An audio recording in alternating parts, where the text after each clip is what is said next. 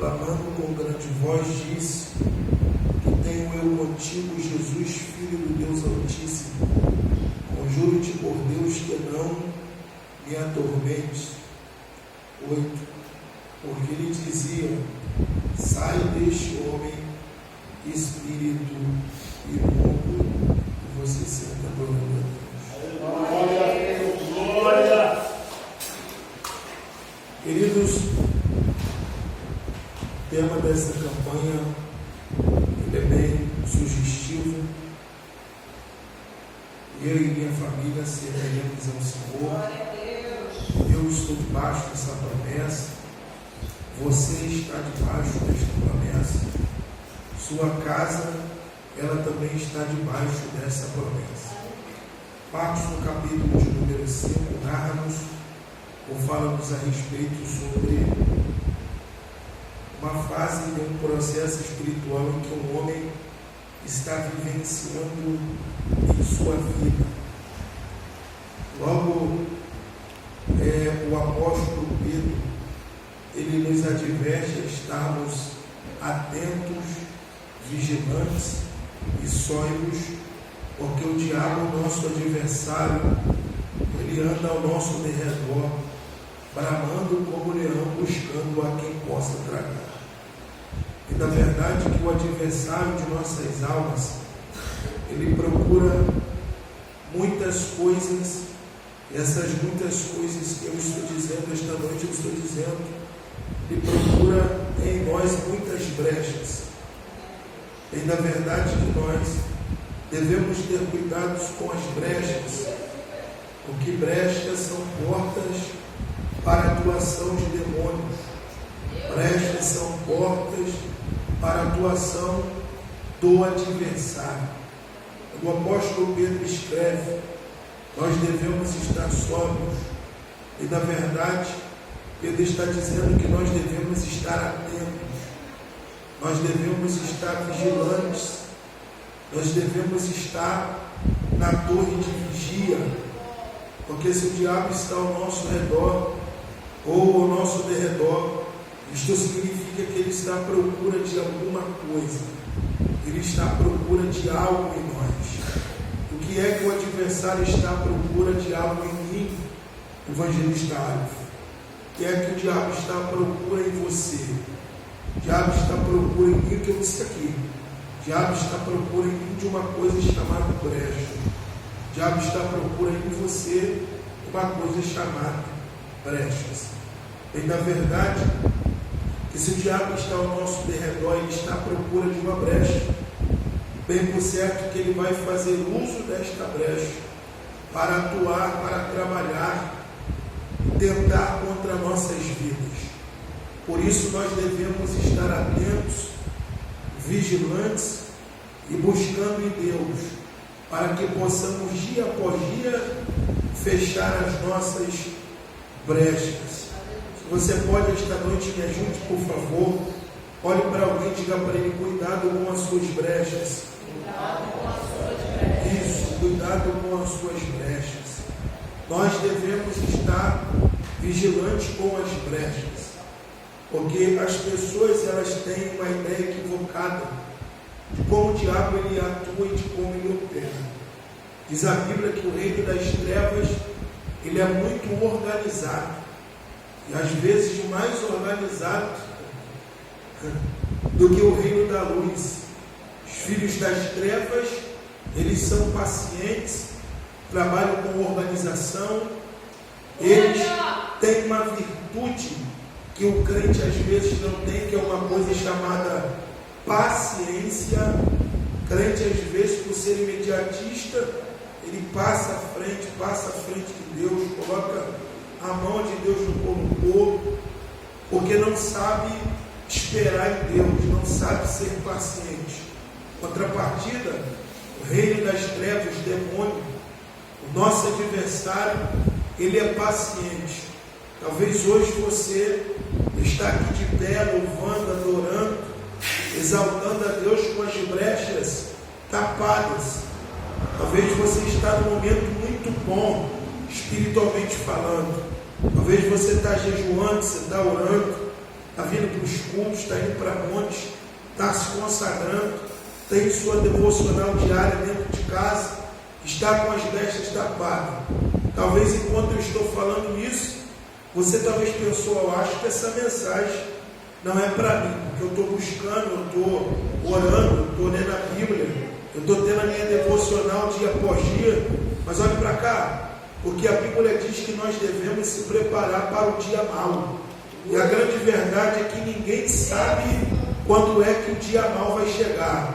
Isto significa dizer que o diabo não virá quando você está forte. O diabo não virá quando você estiver forte.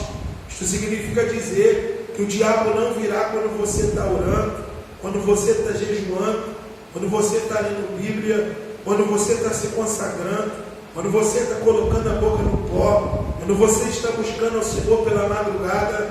Satanás, ele não virá neste momento, porque neste momento é o momento em que você está forte, é o momento em que você está alicerçado, é o momento em que você está com as brechas tapadas.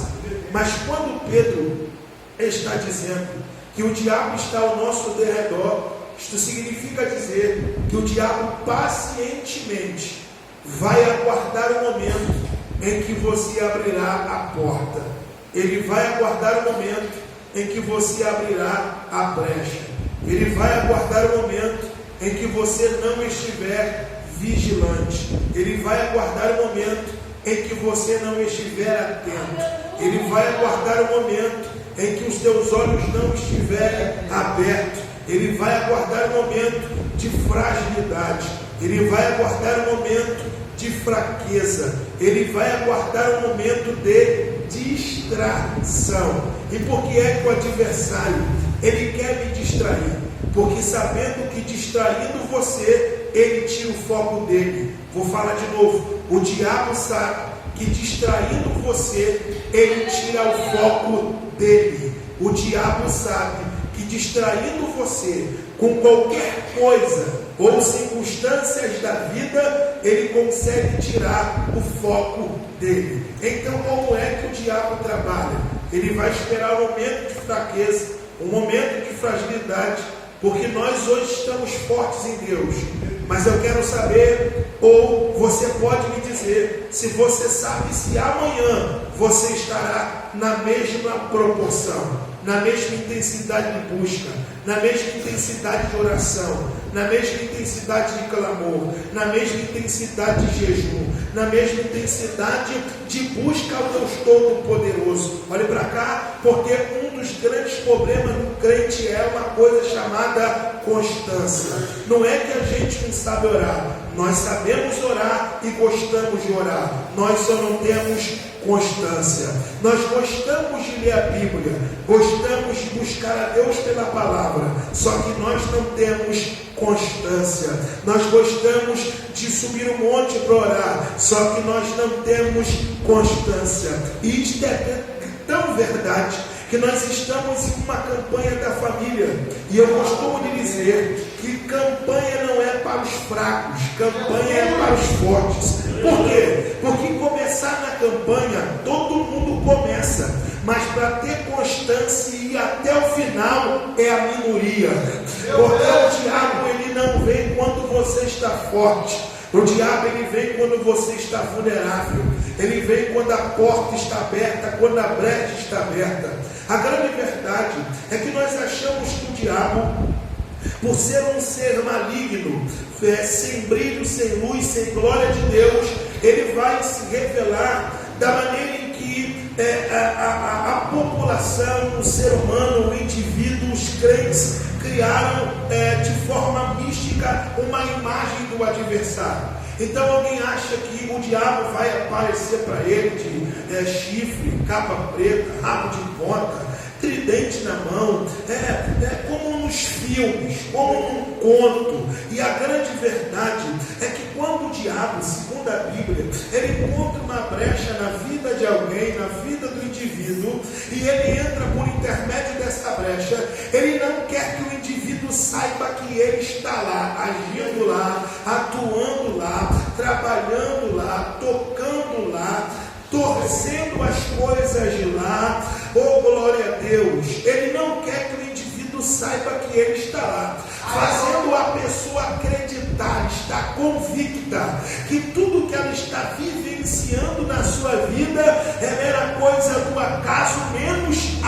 atuação de demônio ou atuação de espíritos malignos. Eu preciso dizer aos senhores esta noite que muitos estão louvando a Deus, mas os demônios estão atuando na sua vida.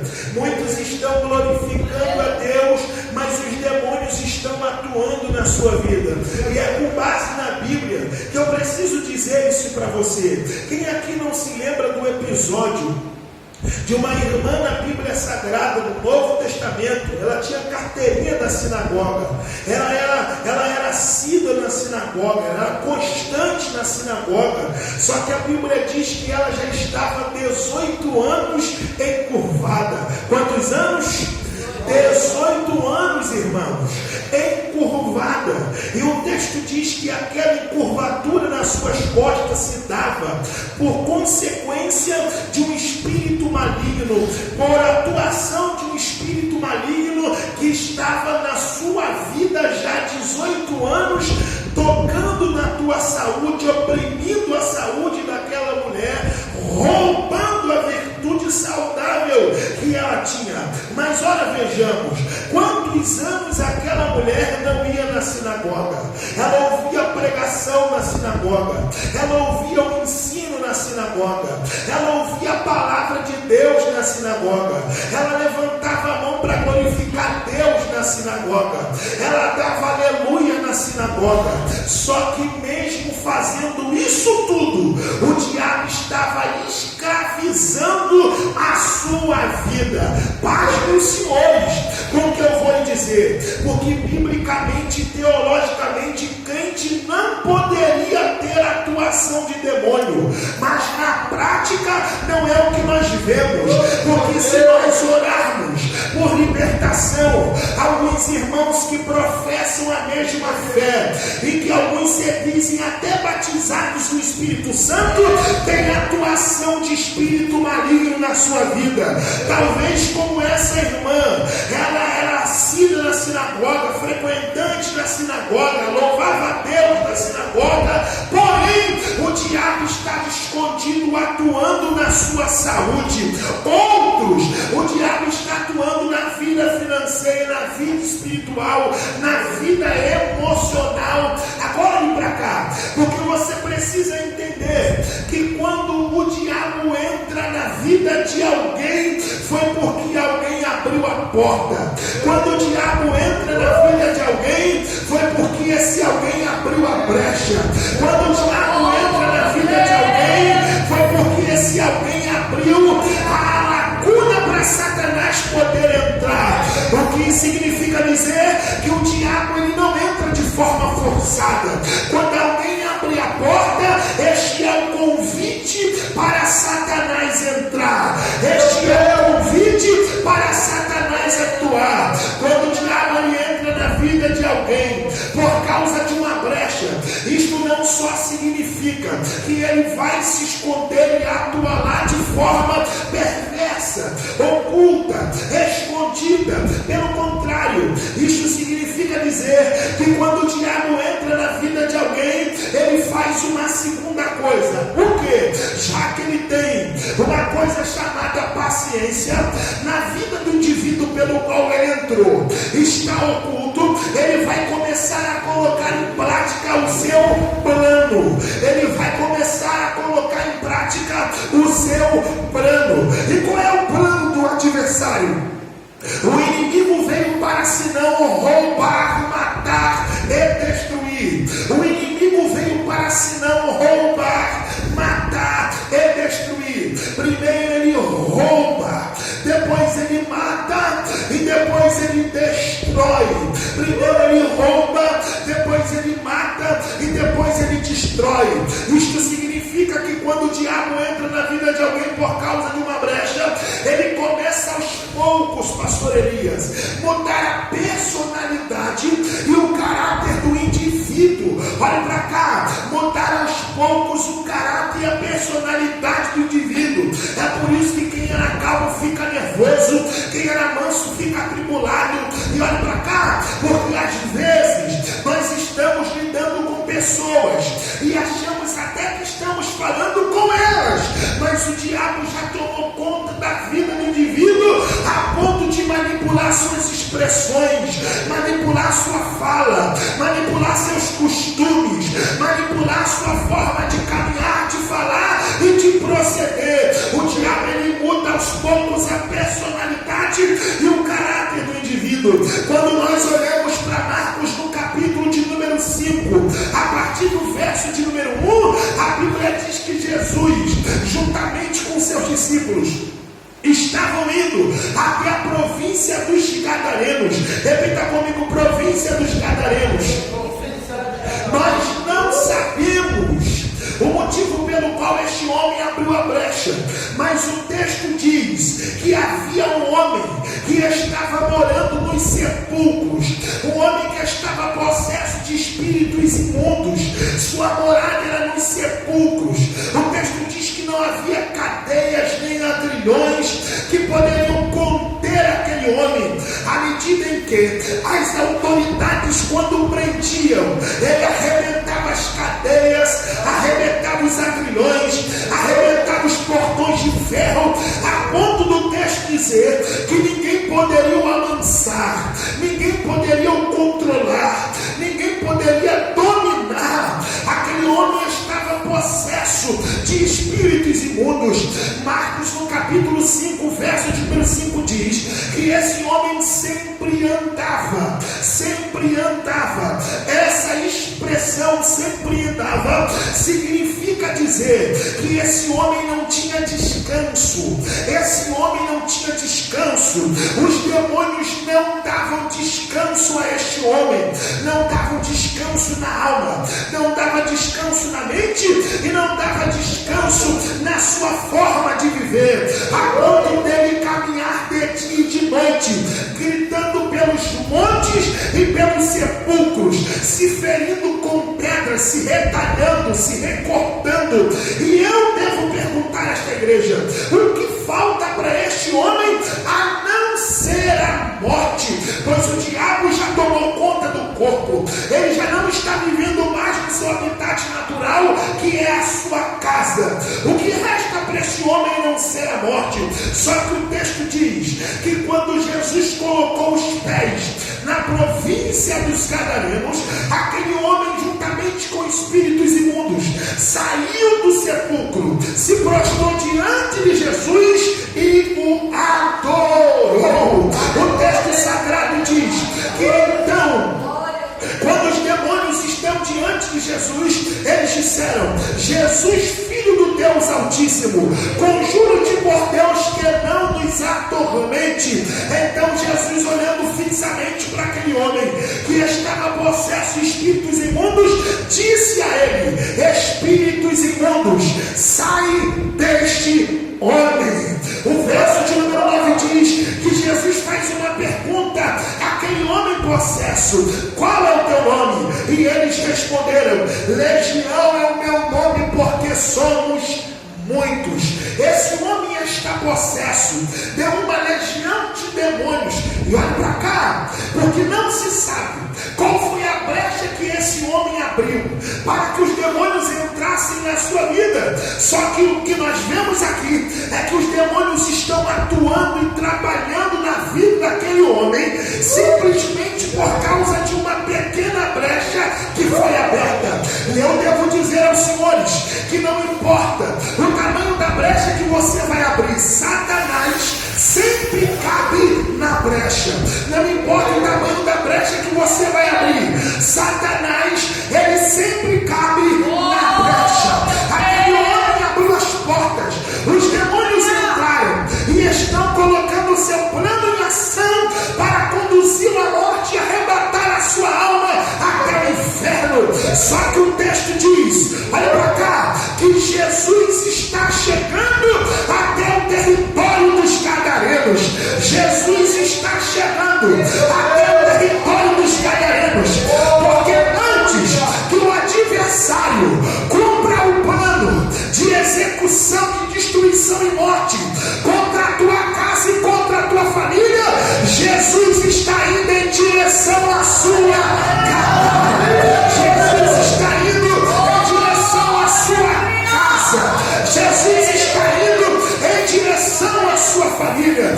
Olhe para cá, por favor. se você pode, me ajude a pregar, olhando para alguém que está do seu lado e dizendo para ele, diga, não importa a maneira com que o adversário já dominou a sua família, diga para ele, Jesus está vindo aí.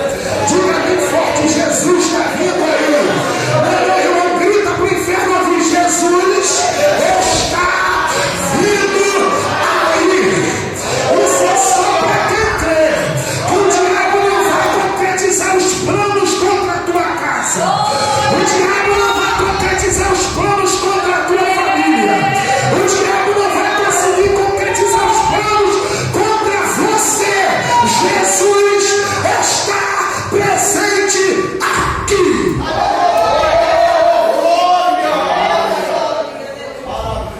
Não se sabe qual foi a brecha que esse homem abriu. E o que nós temos de relato, embora nos dá um bom respaldo, uma boa estrutura para formar um pensamento, ainda é pouco, porque eu não vejo Marcos falando da casa deste homem, falando da família deste homem, falando dos entes queridos desse homem, o que nos faz pensar, onde está a família deste homem, que não viu que o processo que ele estava vivendo não era natural, mas era espiritual.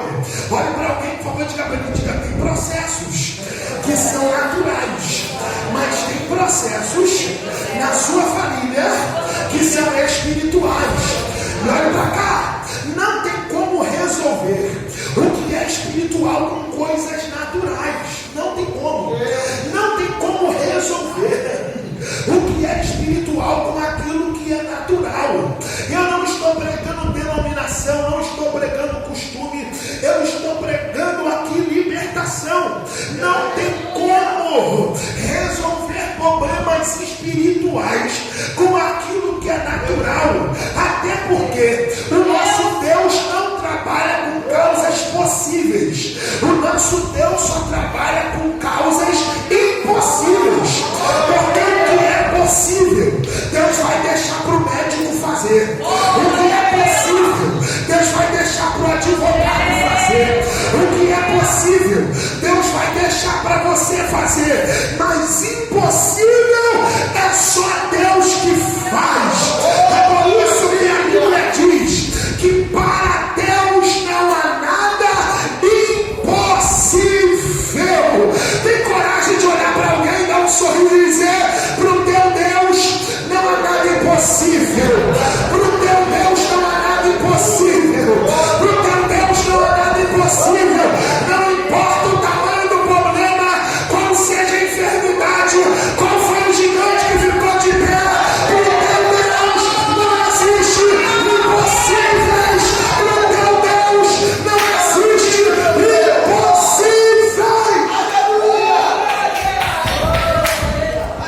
Onde está a família desse homem que não entendeu que o processo é espiritual e não natural? Gente, olha pra cá, não tem como colocar na mão do psicólogo o que é para Deus resolver, não tem como colocar na mão do médico aquilo que é para Deus resolver, não tem como colocar na mão do psiquiatra aquilo que é para Deus resolver. O demônio mudou a mente, o demônio conseguiu influenciar nas atitudes, o maligno conseguiu converter a mente de alguém na tua casa. Só que Deus está dizendo, se você colocar na mão do psicólogo, continua da mesma maneira, mas se você colocar o teu endemoniado na minha mão, você vai ver o que eu vou fazer. Você vai ver. Não, levante a mão direita.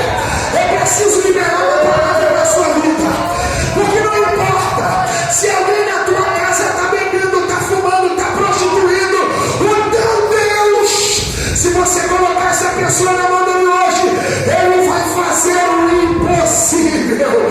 Vai ter libertação para a tua casa.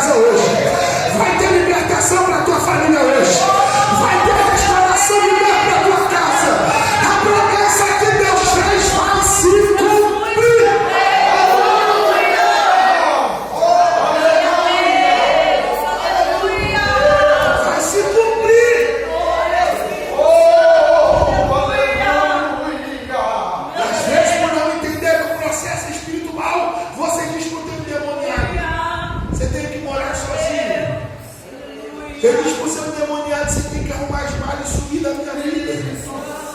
Você diz para o teu endemoniado: eu quero distância de você.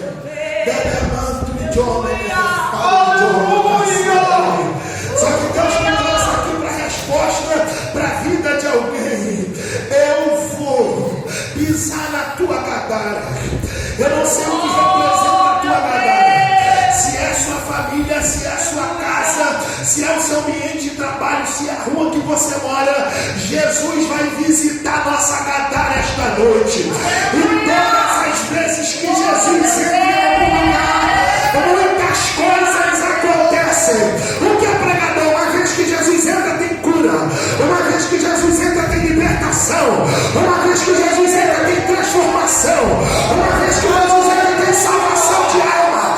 Uma vez que Jesus entra, ele levanta, ele restaura, ele levanta, ele coloca de pé. É isso que ele vai fazer com a sua casa. Se você dá glória da vitória esta noite.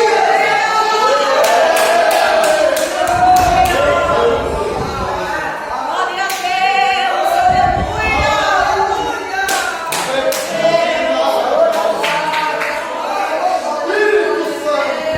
Coloca na minha mão que eu resolvo, mulher.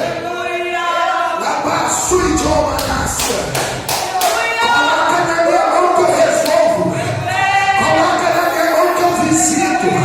Coloca na minha mão que eu entro. Coloca na minha mão que eu tiro. Coloca na minha mão que eu corto o laço. Coloca na minha mão que eu fecho a porta. Coloca na minha mão que eu restauro. Coloca na minha mão que eu ergo de novo. Coloca na minha mão que eu renovo a aliança, renovo a promessa. Deus está falando com alguém. Se você colocar sobre a mão de Deus, vai haver uma restauração.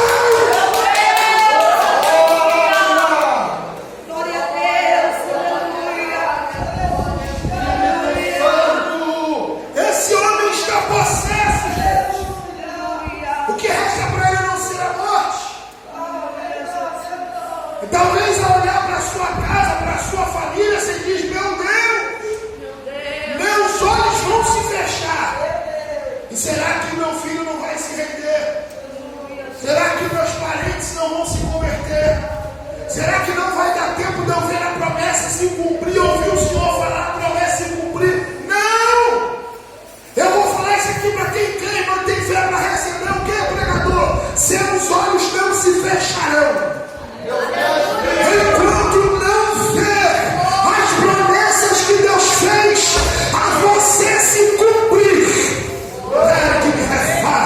E não importa como se encontra o seu parente, não importa como se encontra a tua casa, se Deus falou, existe um tempo determinado. E toda palavra, toda promessa que sai da boca de Deus, no seu tempo se cumprirá.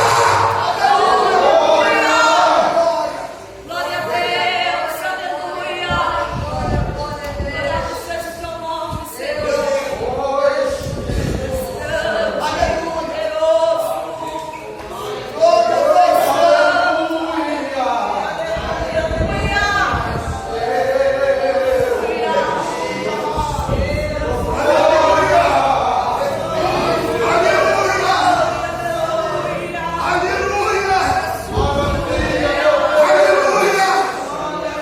Seus olhos não vão se fechar enquanto não vê ele pregar. Seus olhos não vão se fechar enquanto não vê Deus consagrar alguém na tua casa. Seus olhos não vão se fechar enquanto não vê Deus levantar tua filha. Seus olhos não vão se fechar enquanto não vê Deus resgatar seu esposo. Seus olhos não vão se fechar enquanto não vê Deus fazer a obra no meio dos teus. Teus olhos não vão se fechar enquanto Deus não cumprir a obra que Ele disse para você que faria. Alarga seu coração, confia na promessa, acredita, porque o seu Deus fará o impossível.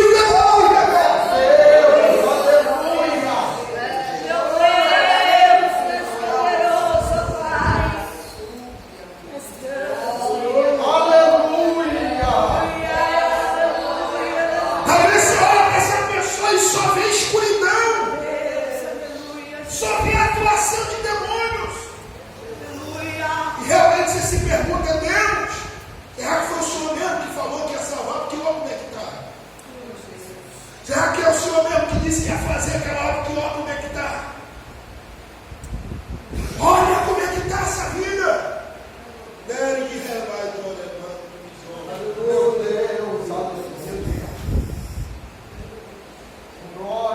Eu preciso pregar isso para você, porque eu vivo isso. Oh, Espírito Santo.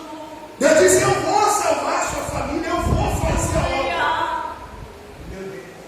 E mesmo com a minha debilidade, irmão, com a minha pouca força, eu continuo entregando a Deus a minha casa e a minha família. Oh, Espírito Santo.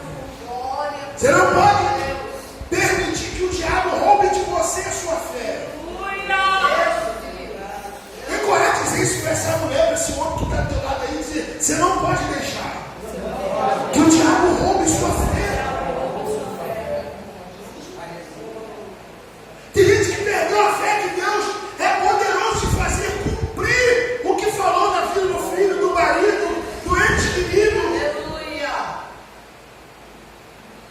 Não, teu Deus não é mentiroso. Números 23, 19, Deus não é homem para que minta, nem filho do homem para que se arrependa. Porventura que ele não faria, eu falaria, ele não confirmaria. Se você não ouviu isso, eu vou te dizer, Deus não tem duas bocas.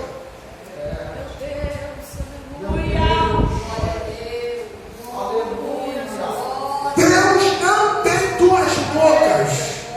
Então o que podemos fazer? Se agarra com o que Deus disse, porque vai acontecer, vai se cumprir na tua vida, na tua casa e na sua família. Aleluia! Quando Jesus colocou os pés no território, demônios vieram no corpo do homem, se prostraram. Jesus não nos lança para fora deste território. Não nos lance no abismo.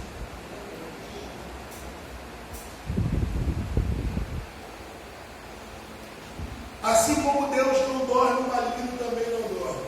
Oh, Espírito Santo. E às vezes nós cochilamos em muitas coisas, irmão. Aleluia.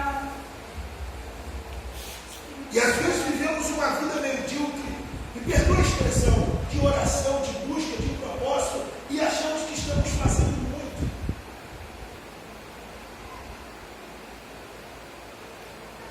Oh, Jesus. Meu Deus.